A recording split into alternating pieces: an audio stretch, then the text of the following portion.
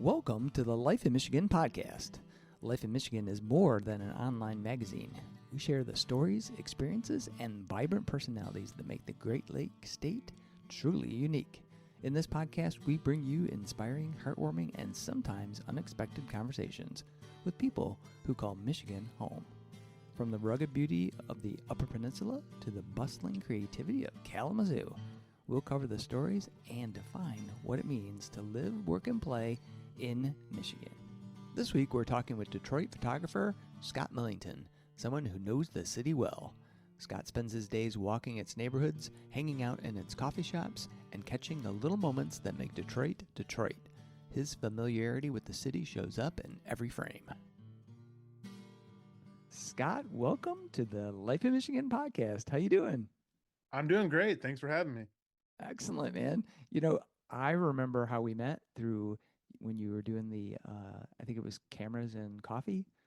Was that Yeah, that but I project? think we met before that at one of was it the brewing fall or the Oh, it might fall have beer been festival? Detroit Fall Beer Fest. Yeah, Yeah. awesome. Well, you know, I know how we know each other, but maybe for everybody listening, you can fill in on like who you are and what you do. And I know you through photography, so maybe how you got started in photography. Yeah. So a photographer based in Detroit. Picked up my first camera in 2018, or I bought my first camera in 2018. Kind of fiddle around with it, but I didn't really grasp the idea of what my photography voice was until the pandemic happened, and then I've been doing it ever since. So my type of style is I love action and like event photography, like moments that are happening in that space. If it's like we mentioned the Bar Beer Festival, or if it's like just recently did a wrestling event. Love doing sports, capturing those moments, concerts, wide variety of things like that, and then my one flagship series I do is Cameras and Coffee. So I meet up with other photographers slash creatives, grab a cup of coffee, walk around, take photos, and then I package that up into presenting like with an interview, um, and then broadcast that out like that. So it kind of highlights my love for coffee, and then for other creatives. So. Excellent. So is it like a blog or is like what is like cameras and coffee? Like what kind of is it an interview like we're doing right now, like a podcast, or do you write it up? Like how can people find that? It's so I post all the photos on Instagram, and then used to put the questions I would ask on my website, but I'm in the process of getting rid of the website and then creating a Substack.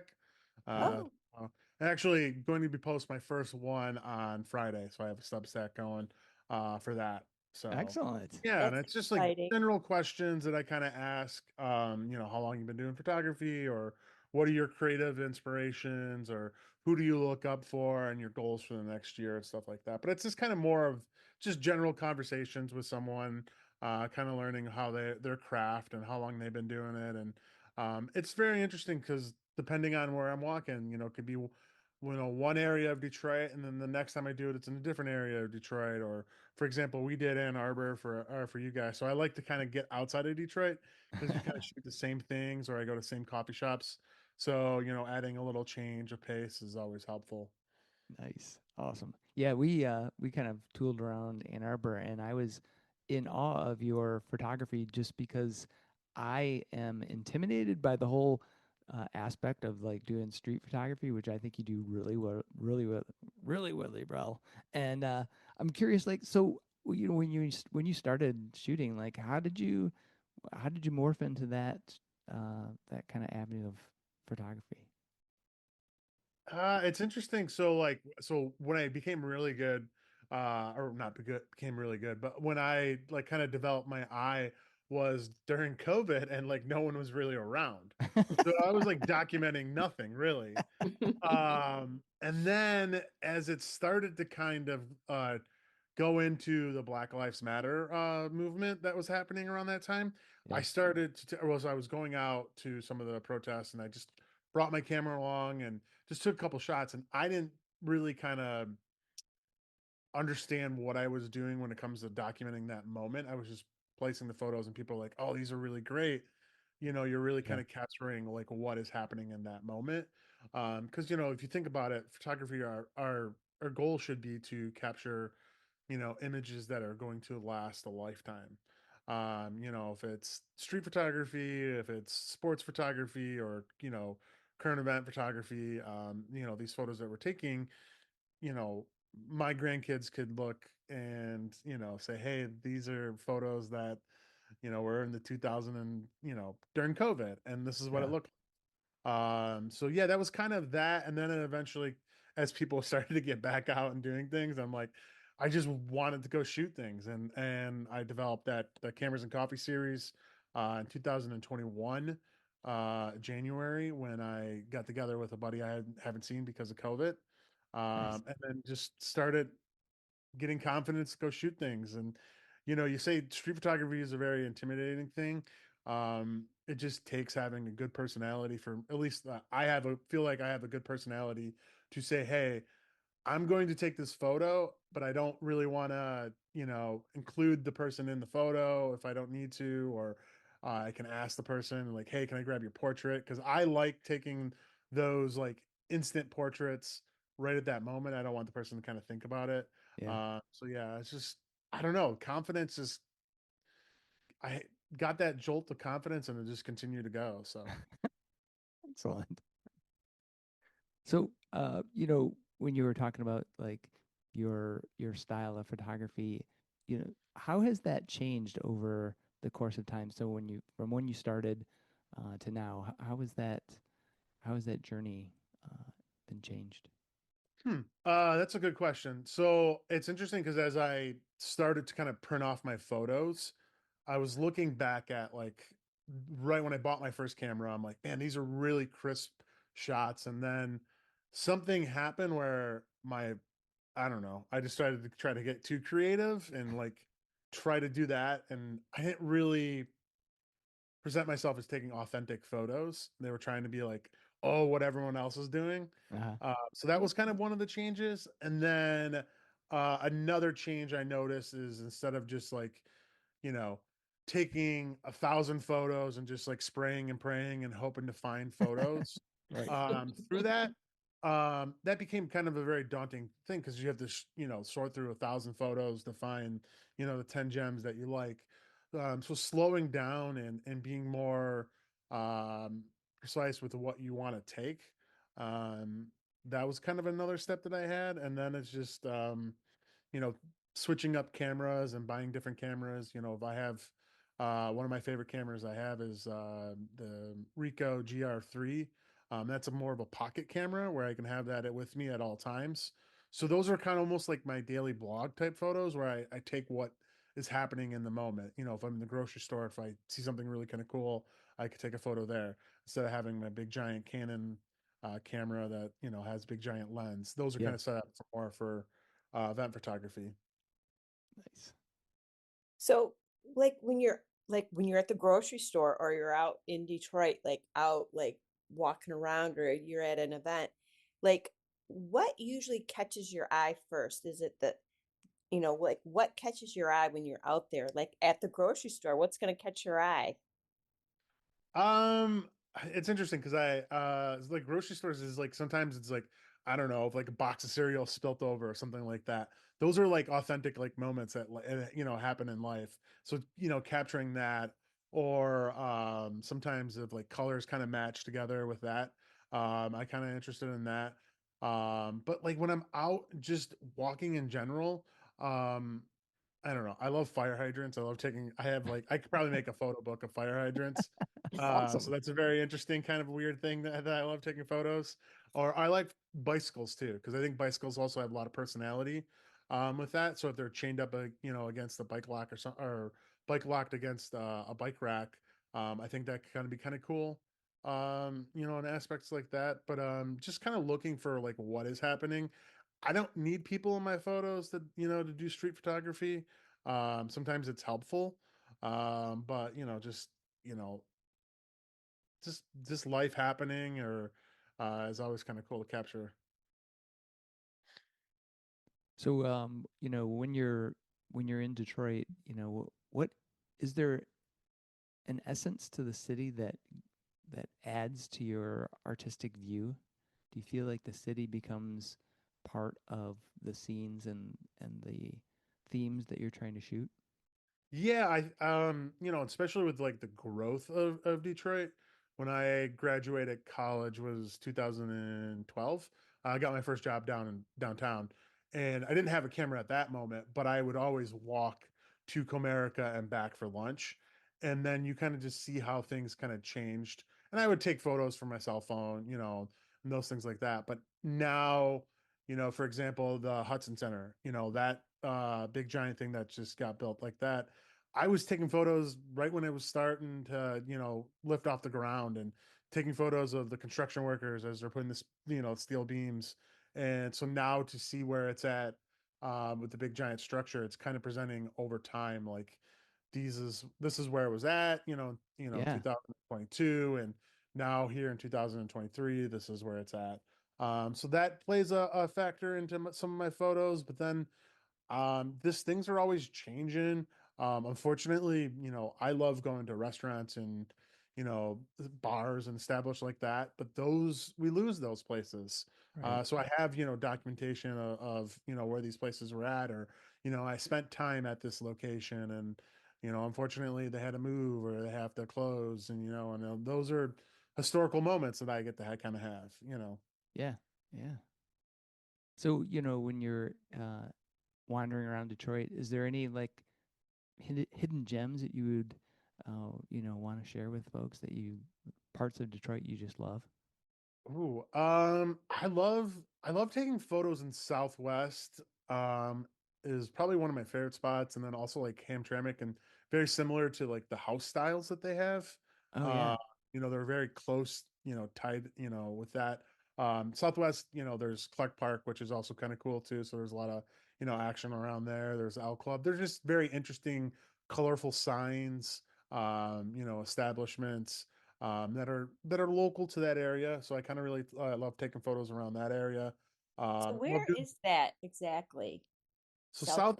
Southwest is like also referred to like Mexican town is also made up into that area.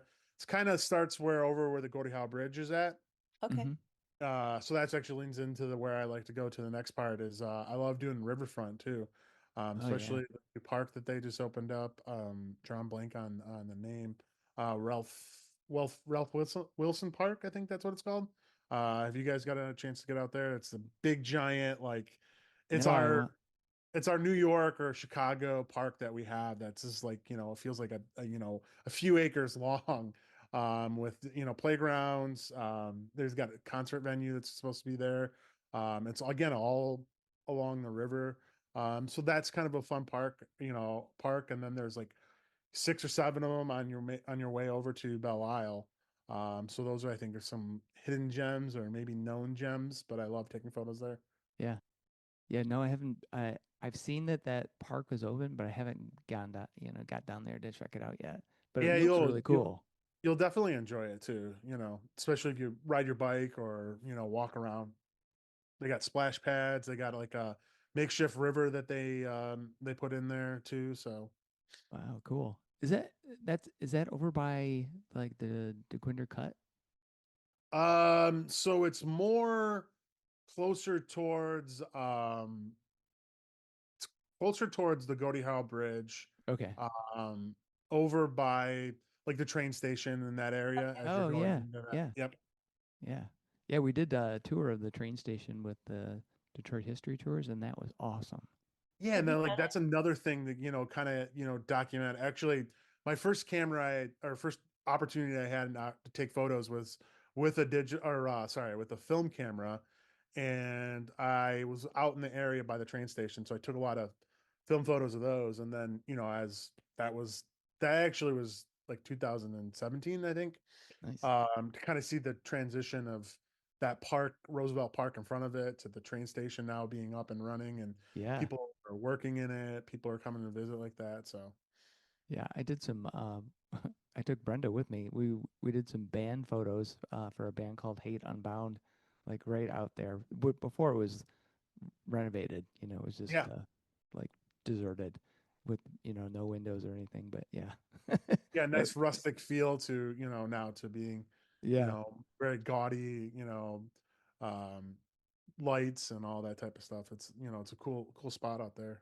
yeah. So were you one of the kids from Detroit that went in and went up on the rooftop and all of that? Are you gonna admit it? Or are you just gonna say No, I feel like that I think that was kind of like right when I was buying a camera, everyone was doing that. I didn't really, I don't know. I kind of want to, again, it's my job to, present the city, I feel like, or present what I'm seeing. And I want to make sure that we're presenting it in a good way. I'm not going into an abandoned building and taking some photos along the lines of that. It's, to me, it seems like, I always look for joyful things or something to kind of bring a smile to someone's face. Yeah. Yes, as opposed to what would they used to call it? Ruin porn? Yes, The, ruin porn, I think, yeah. is one of the things like that. So Yeah. it's interesting because it's like, I love, like, I'm very attracted to like graffiti or street art that's on like walls or Yeah. Yeah. buildings and and stuff like that. But I don't want to see, a rundown building. Um, Yeah. That's, it might look falling cool if apart. you're Yeah. doing like a concert or music photo or something along the lines of that, but it's I don't know, it's one of those, it was like a fad and I think a lot Yeah. of people Yeah. did, and Yeah. it kind of moved on to something else. So Yeah. It's a good backdrop for like a death metal band or something like that. But otherwise, that's it. yeah. I thought one of the best pictures out of that shoot with you, Chuck, where they were all standing out in this field. There was like a garden out there, and there were like all these huge flowers. And here's this like heavy metal band of these guys standing out in this flower garden. It was fun. It was. It was kind of like not what you would, but I don't know if they ever used it. They probably hate the fact that we're even No, I talking think about they did because they had a good sense of humor. And I think that's what the real kind of cool thing about photography is, that you're presenting, different things. Again, like a metal band in front of flowers, like that Right. doesn't go hand in hand. But when you have the ability to create something art wise and it like represents like that, and it's like really kind of cool. Nice. So you shoot concerts. Is that new, or has that is something that Um, always done, I or wouldn't say like and then I love I movement. I've done movement 3 times. I like shooting more local concerts, at Smalls or local places between Hamtramck and Detroit. Hmm. So those are kind of, things like sorry. Those are concerts that I like to go to. I think the biggest artist I shot was Big Boy from Outkast. Oh, okay. And that was actually an event at um, the Grand Prix, the Detroit Grand Prix. So that concert was part of that. But yeah, movement. Again, I'm more interested in the people that are attending movement, but it was kind of cool to go backstage and see some of the artists and have the ability to take some of the photos like that. So So do you think that how would you compare and contrast when you're, I know that the movement photos are more about the crowd as opposed to the artist, but for the shows where you're doing the photography of the artist, how does that compare to the regular like either other events that you've covered or, just being out and on the street and taking some photos? I feel like and we probably have shot similar shows that we've done, at other local places like Logger House or Smalls. Hmm. Those tend to be kind of more gritty, grimy, punk metal, rockish bands. Yeah. And those are always kind of fun because, the artists are dressed in a unique way. The lighting is very unique. And it's like you're capturing these artists performing, Yeah. and I think you get really creative with some of the shots that you could take. um Compared to movement, I feel like a lot of people are dressed up in the nines in a great way to be at a show, and I love capturing those moments. But at the end of the day, the artist and then the concert attendees are both just living their life, so that's Yeah. capturing, so it's pretty easy in that aspect. Yeah. I think we've both covered Cult of Space Skull, which is Yes. completely a theatrical experience as opposed to, I mean, it's a musical and theatrical experience, with the blood and the aliens and everything else. Yeah, and it's just like it's very interesting because I've shot them in black and white, and I've also shot them in color, and it's so interesting to see the difference because it's like you mentioned red, like there's the red, and lead singer has like bright green hair. I got some shots where they're just like crushing beers, and it's like they're just like throwing beer on the crowd, and then there's this all of a sudden like this stuffed like mascot that comes out and eats one of the, and like those are like fun, and it's like it's interesting because it's like I couldn't, if someone doesn't know who they are, it's like how to describe them. To me, again, it's like theatrical music, Yeah, basically. yeah, They play a scene. So Michelle over there, the lead singer, is just, she's an artist herself, so you definitely right. could see a lot of that. Her ideas and the band's ideas being fleshed out on stage like that, and it's very interactive. Yeah, yeah. It definitely is musical theater, that's for sure. Yeah, So do you have yeah. a favorite concert moment? Like, is there one that, like, it shouldn't be favorite. Let me take the word, let me edit favorite out of that question. Do you have a moment in concert photography that just, like, it stands out for some reason? Like, like it, for whatever reason, just like it's big in your brain. Hmm. For concert photography, I would say the probably the concert we're referring to, some of that stuff really kind of sticks out of it. I was in one of your guys' show last year for the gig. So I had a photo from what that concert that I did. Someone's jumping off the drum sets, and then you could see Smalls in the background. Uh-huh. So it's framed really great. That's probably my favorite from concert photography. With an actual band, or a musical act. And then there's a very iconic photo I have of this DJ. She's performing, and then you could see the Rensen in the background, and then she throws up like a heart symbol with her hands. Oh, cool. I didn't realize that I caught the heart symbol um, in the photo, and then when I was looking through it, I'm like, oh wow. So I had an ability to print that off um, and actually sold it at a show. So that was really kind of cool. So between those two photos, those are probably the moments that kind of stick out to me. So Nice. did you have, I think it was you, had a photo of a person with a big bass drum, like in a marching band? Yeah, it was the Detroit Lions, actually. Yes, I remember that. Was that at that show or was it the one where you had the exhibition down in Detroit? Did No, you? that was with you guys. So that was like probably, and I don't know if this is on one of your questions, but one of my proudest moments of I had an opportunity to shoot was the NFL draft. Oh, So that's I right. was Yeah, working you were with down there. yeah, I was working with Visit Detroit and the opportunity to shoot the NFL draft. And so that photo was Detroit Lions marching or drum line that was at the draft. So that was really kind of cool. And again, very similar to Movement, where the attendees are just dressed up. If you're taking photos of Vikings, one of my favorite photos is actually the Grinch in a Dallas Cowboys Dak Prescott jersey. So you see all these like really kind of cool, like just people and individuals being themselves, dressed up in these weird Yeah. costumes. So yeah, that was really kind of cool to have the opportunity as someone. Why I really love photography was because of Sports Illustrated or sports cards. To kind of shoot the NFL draft is was just crazy to think about. Awesome. Yeah. When I look at your when I've when I go to your Instagram page or when I was looking at your pictures that you had at gig last year, your photos, the eye, the lens that you bring to setting up the shot, it feels very old-timey to me. And I don't know how to define old-timey, but there's something about it that feels very nostalgic.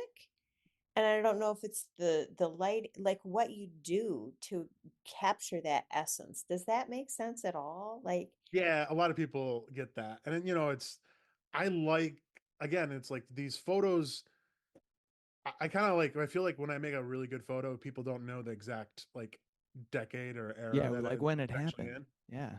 And that I think that's kind of cool. Um, it's interesting because like there's certain things that can kind of give it away, like cars can give it away, or like Mhm. cell phones, or certain things like that. But if I could get an opportunity where people kind of question of like, when was this photo taken, or and that, I think that's something really proud for me like that. But yeah, I like the old timey kind of feel.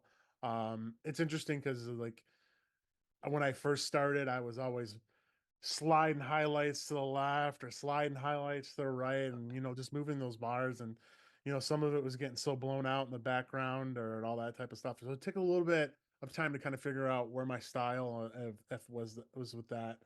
And then I also, you know, getting into doing some of the photos in black and white also kind of helps with that too. Also, Yeah. Yeah. learning how to do that. For some reason, I always thought if you put a photo in black and white, it was because it was not perfect image or anything like that, and it was kind of like a crutch. But then I realized like you can really highlight what you want in that photo, because sometimes colors in the background might be so bright, like if it's a red or if it's green, and that's where your eye goes, and it's like, no, your eye should be at the subject of the photo. Maybe it's that person walking the dog. And when it's in black and white, you have the ability to do that a lot more than color. Yeah. Yeah. And like you said, it has that kind of classic look when Yeah. you're in black and white.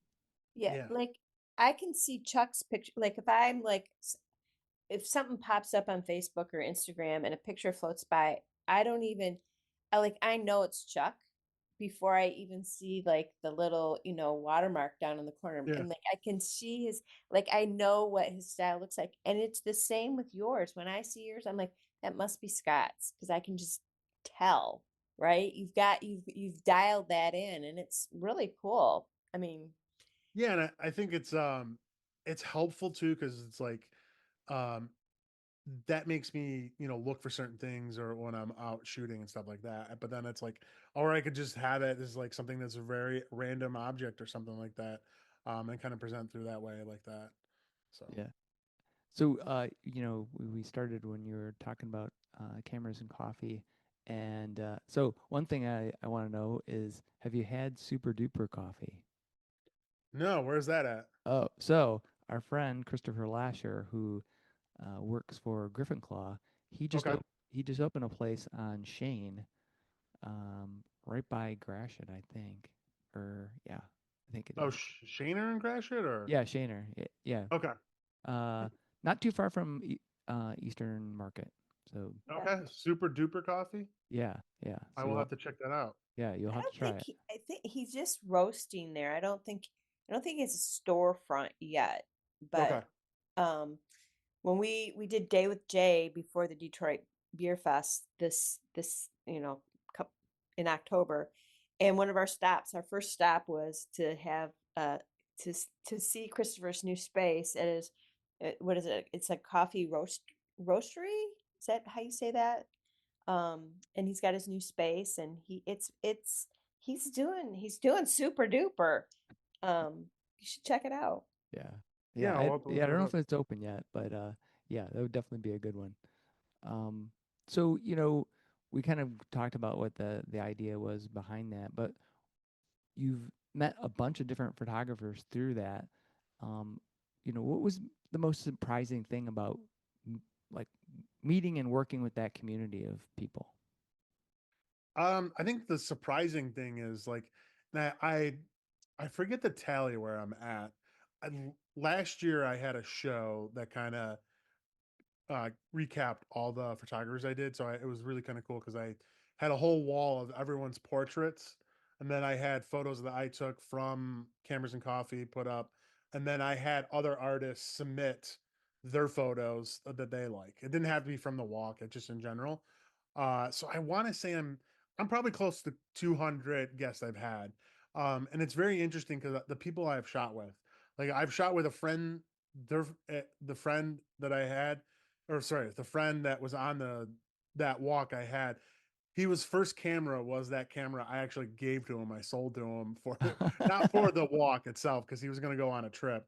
And I'm like, hey, let's go out and shoot and do cameras and coffee. So I started off with someone that's never really ever picked up a camera, to photographers like yourself, to photographers that shot stuff for National Geographic. They've worked Wow. on these really kind of cool projects.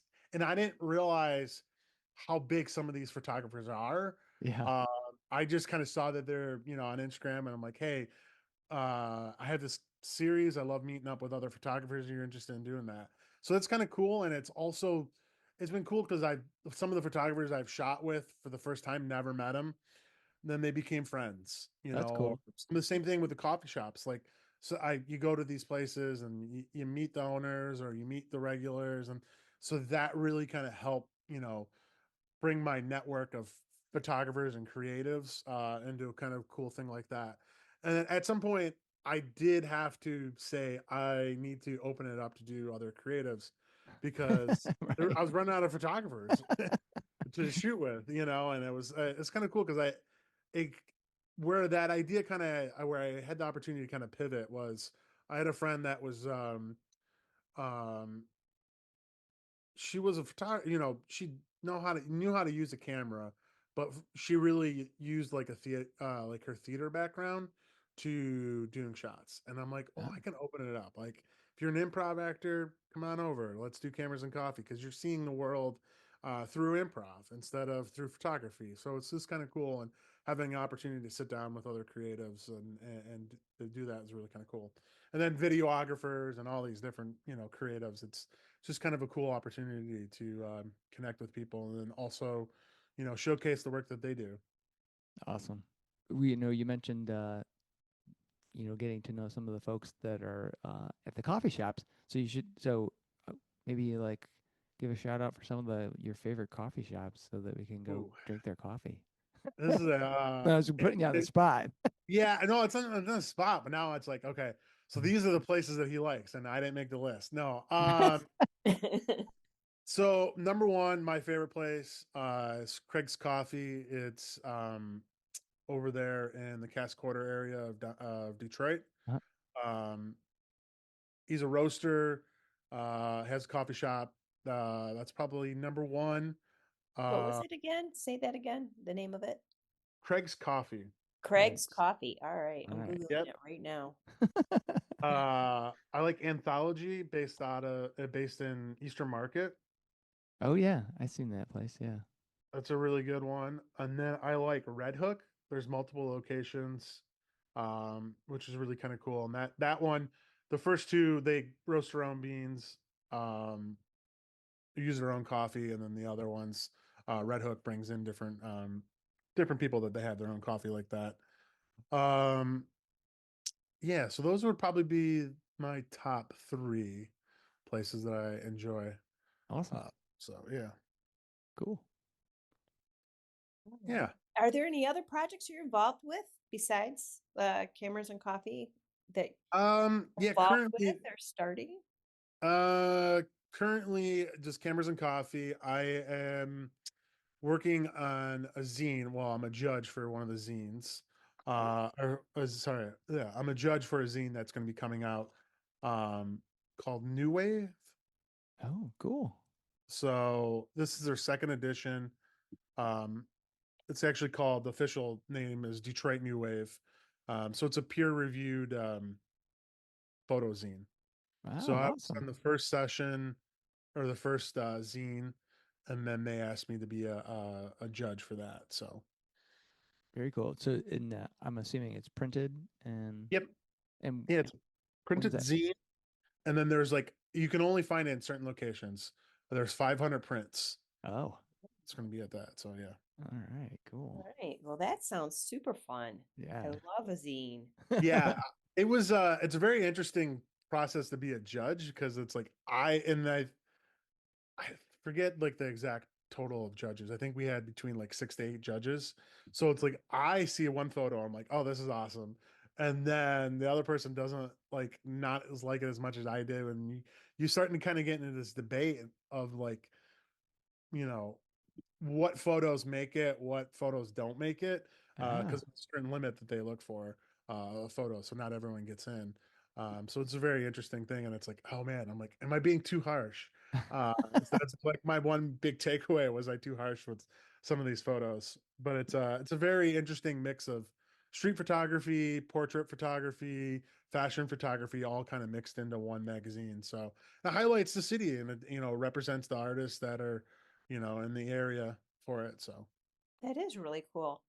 I'm glad we asked that question. I would not have known about this Detroit New Wave zine. I know. I yeah, want to find a copy. That'll be good. You I know. think I think all the copies for the first one that are out are gone for the first edition, but the second edition should be getting released, um, within the next few months. Cool. Um, so Awesome. You were talking about doing, judging that. So, um, that's always something that's fascinating to me is like what one person finds to be an awesome photo and what someone else finds to be an awesome photo and how everyone's eye is different. Do you have can you share like some of the things that were like popped out for you that you were like that makes it awesome? And um I know it's hard because we're talking about a visual.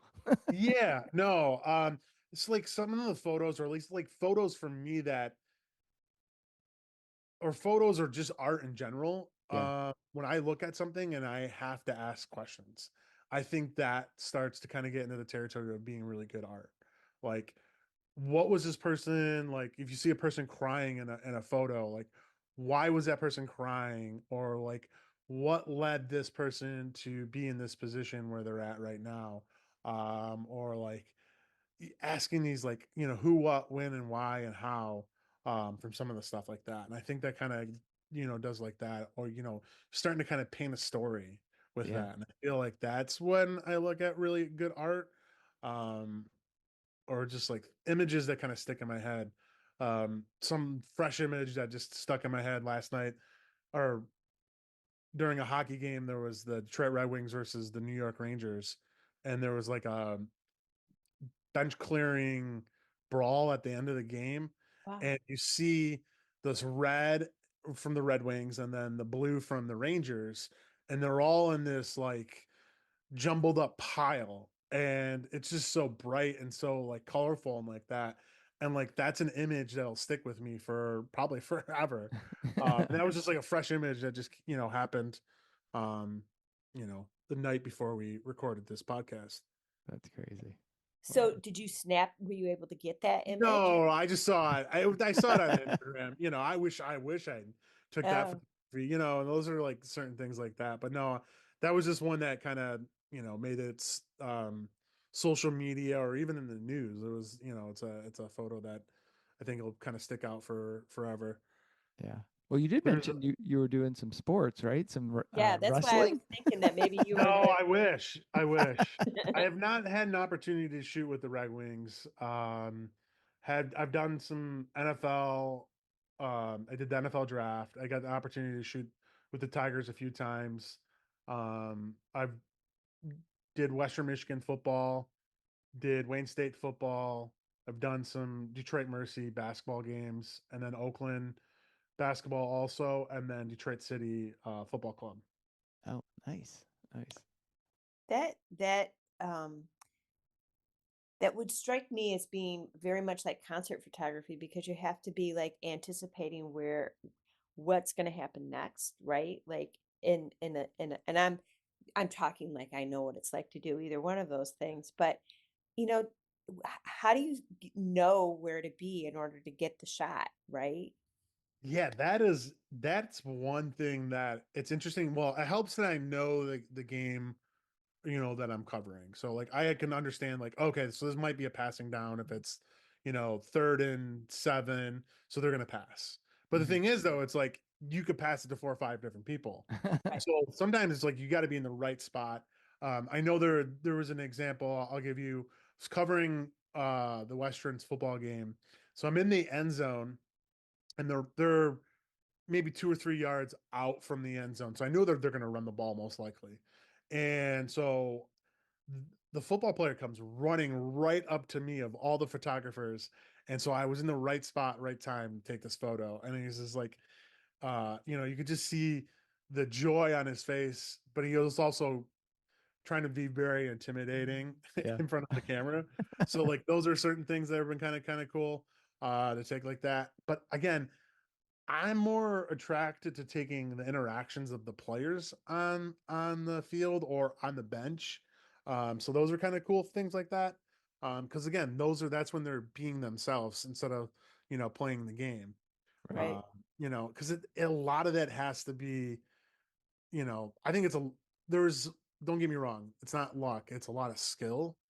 I'm sure reps over and over of like knowing, the tendency of some of the players too. If you're covering, one of the local sports, I'm sure that a lot of them have the ability to do that.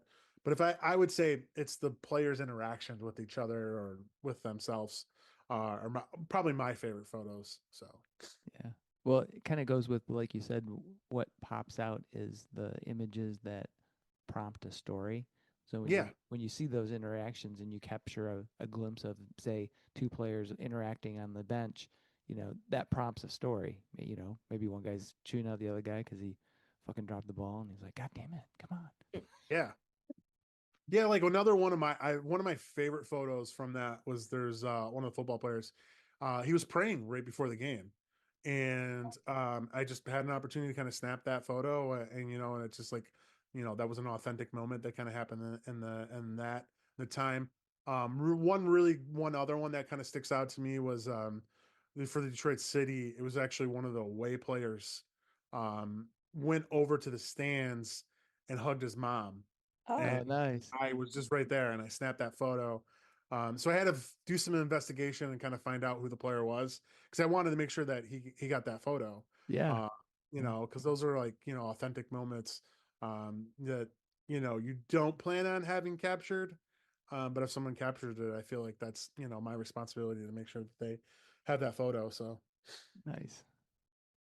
so I'm going to switch gears ever slightly here. yeah. Um, and I'm bringing it up because it came up during gig this year. It was up came up during the panel discussion, and they talked about AI, and like how AI is like impacting photography, but also graphic design. Are you concerned how AI is affecting photography at all? Um, I'm not concerned on my own end because again, these are like the photography I like are authentic moments, and AI is very not authentic. Yeah. So it's like, yeah, it's cool, man. You could put a you know a a T-Rex in the middle of a football field, and you could present it as being art. Um, you know, um, that's just not something I'm interested in. But I think I'm concerned with, and I've even sometimes even almost, I've got tricked or something like that, and I thought it was real, and it's not real, Right, right, and I feel like sometimes that's kind of dangerous, to present something as being, or I guess you're not presenting it as being true. I'm like, oh, okay, this was something that happened, and it's like, oh, it turned out that was fake, Yeah. yeah. and I'm like, ah, Yeah. yeah, Well, I mean, especially graphic design, I feel like that's a very scary world, to deal with AI because I can literally type something in and it shoots out this graphic design, something like that. So it's like, yeah, I think that was the bigger worry. I think the photographers that we talked to at Gig weren't concerned because, so far the AI can't like press the shutter at a particular moment in time. But for a graphic designer, that it's a a real concern because there are companies that are taking the lazy way out and just using AI to create their graphics as opposed to hiring an artist, and they're lacking that vision. You just get this homogenous blob of whatever meets the prompt. Which so yeah, I agree with you that it's not so much concerning for photographers, but I do have concerns for my graphic design friends. yeah, I mean, I think that there is a concern in the photography world that it's kind of more like I'm trying to think, and I don't know what brand it was. But it was very blatant that they used AI photos for their campaign because the shoelaces were like not tied, Oh, or even looped in. And it's just like, you're this big giant like company and you can't afford to like have someone's like creative director or of the photos, and you're just like using these AI images, and it's just like, I don't know. I yeah, think it's very scary, but I think there's an opportunity to get more authentic, original art very out there, yeah, like, screen pressing or, you know, hand drawn things. right. Because Yep. digital, I mean, you can print a gazillion copies of something, and make it AI and then present a zillion copies, but having something that's original or authentic, I think makes it more and more important. Yeah, I think that was one thing that was brought up as well, is that the essence of create like actual human creativity will become even more important and more valued potentially, because as it gets watered down, as AI kind of floods all the other kind of visual imagery, when you really want to see something that's cool, you got to go to a human.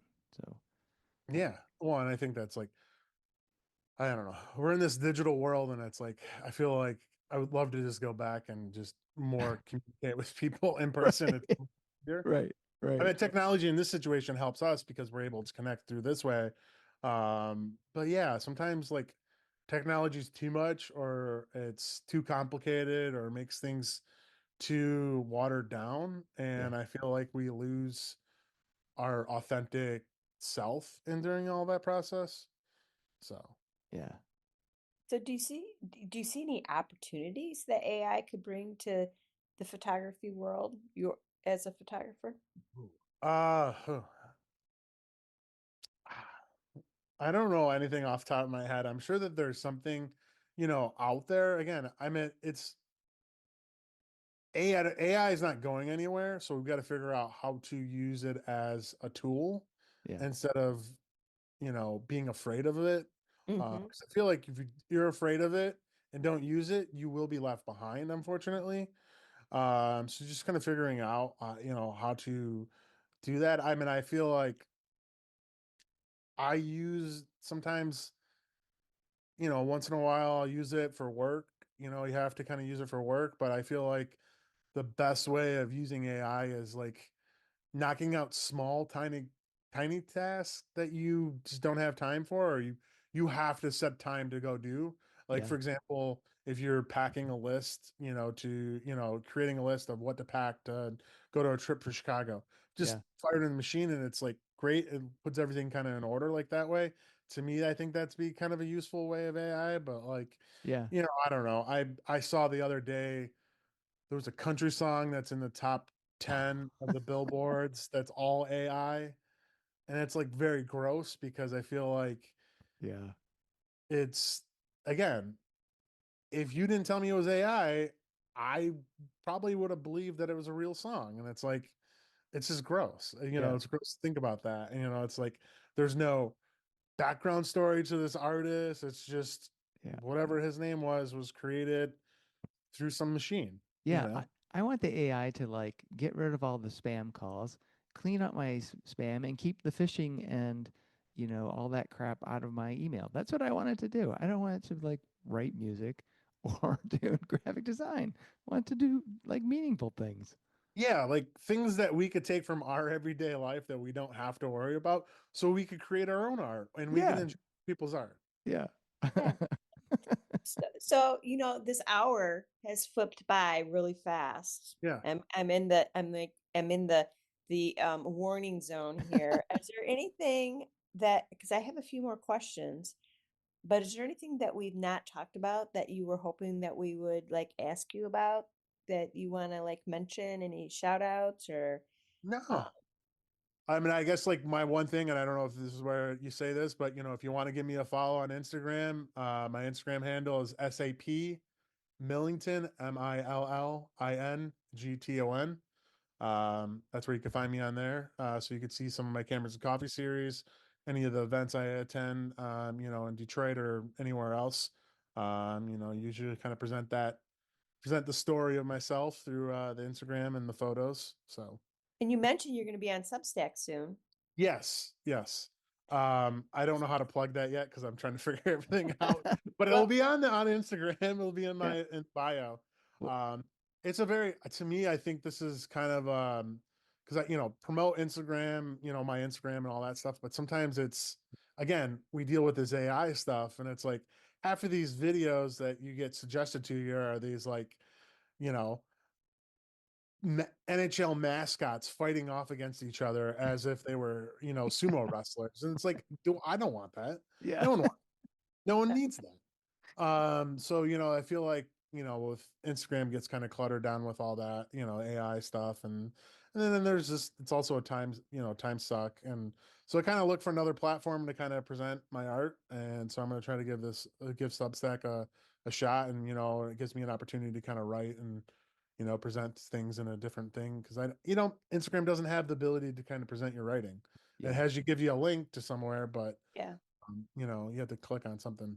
I think you're going to Yeah. love I was going to say, I think Substack you'll like it. Yeah. because there's a very strong community there of photographers and some Yeah, it's really huge. great photographers. Yep. And I think you're going to get just swept right up in the, we now have 1,000 people following us on Substack, and we started with like, I don't know, like 100. just like a handle, Yeah. like 100, maybe just a few. And it was pretty amazing to see those numbers tick up because Substack does, uh, they work, they help you with the algorithm. So you're not like, it's not pay to play, right? There's no way to pay to promote your Substack post, right?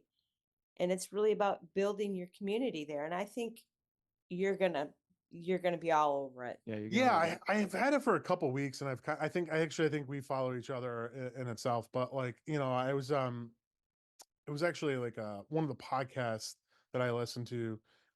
He's a digital graphic designer, and that's where he has his podcast, promotion through the Substack. And I'm like, oh, let me try this out, and I love it because it's like if you want to send out a blast or if you want to write a newsletter, you have the ability to send it through that or. I don't know. It kind of reminds me of the early day Twitter where you could just kind of post something and just it's out there. It's like Yeah. you don't need to write a whole novel onto like hey, Right. here's a photo of me at the grocery store and I saw someone spilt cereal all down the aisle. Yeah. Just like kind of funny stuff Yeah. like that. Yeah. Blueberry down. Yeah, blueberry. Yes. Yeah. Yeah. And but you can keep your content and you also get your email address for all of the people that are subscribing to you, Yes. Yep. right? So you don't have to rely on Facebook or Instagram to to give this content to the people that have said, "Yeah, I want to see more of your work." You don't know who it goes to when you put it Yeah. on Instagram. It might go to 3 people, even though you Yes, got with the algorithm and yeah, it's yeah. just like Yeah. It'll be good. I think you'll love it. It'll be yeah, and it's like fantastic. I also love that it's like it feels very easy to sort through, Yep. Mhm. especially with because I had like I said, I had it on my website and it just like I don't know. I don't feel like no one ever went to go check my website, and I feel like it's a lot more easier to have it on, Substack for people that are outside of my network to run Mhm. into my Yeah. work.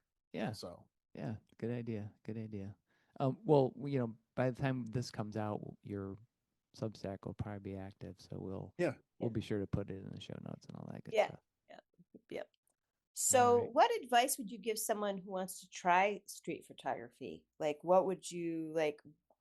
What piece of Scott wisdom would you give them?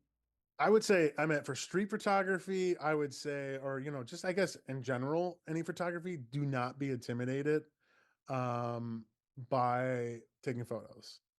And also don't intimidate other people. I know that's probably the hard part is comes to do with Yeah. that.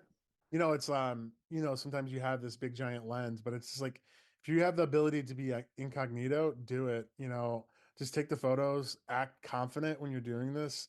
Sometimes, I mean, thankfully, I don't really put myself into situations where I'm taking photos of like kind of random strangers. I've had a couple instances where people are like, hey, you know, did you take a photo of me? And I'm like, yeah, here's what it is. And honestly, like the 4 or 5 times it's happened, it's been the worst photos ever. So the people probably think that I'm this awful photographer, and I'm like, hey, I'm just gonna delete this. Like, it's no big deal. Like, Yeah. sorry, I didn't want you in the frame. Actually, one quick side note: I was in Milwaukee, taking a photo of where all these bridges go, and this gentleman and his friend were in my photo, and I didn't want them in the photo. Like, they weren't the subject. And they come up to me, and they're like, "Did you take a photo?" And I'm like, "Yeah." And I show it to them, and I'm like, "But you guys didn't get in." And of course, they're in the little tiny right-hand corner or left-hand corner of the photo. They're like, "Yeah, we're in this photo." And he's like, "I want you to delete that." And I'm like, "Oh, okay, no big deal." He's like, "No, I'm just kidding." We wound up drinking like 3 or 4 beers after that, and it was really kind of cool through those things like that. But I would just, to get back to my answer, I would say, just be confident in what you're doing. I know that's very hard to say sometimes when you're not feeling confident, but just act like you know what you're doing, and it'll all work out. That's Is right. the biggest thing like that. So, Awesome. yeah. All right. Well, Scott, we've got one last question for you. Are you ready? Okay. All right. Yep. So, and it is, what is your perfect Michigan day? So, where would you go? What would you do? And what beer or beverage would you finish it off with? Ooh. All right. So perfect afternoon or perfect. So it'd be a Saturday. Excellent. Uh, Waking up probably around 8 o'clock, getting down to Eastern Market on a summer day, going to all the local vendors in there, doing shopping. Then probably grabbing a sandwich from Rocco's meatball sub. Rocco's is based in like Cass Quarter area of Detroit. Nice. Um, then I'd come back to my house, do a couple things, and then probably go out, probably for like a summer walk on the riverfront, and then end it with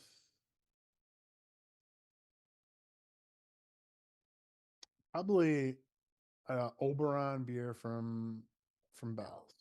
Nice. Very nice. Excellent. Especially out on the water or near the water. That'd be pretty Yeah, near nice. the water. I don't know. I've heard something about going to the market on a summer day is probably one of the best things to do. Walk around the city after, grab a sandwich, uh, Excellent.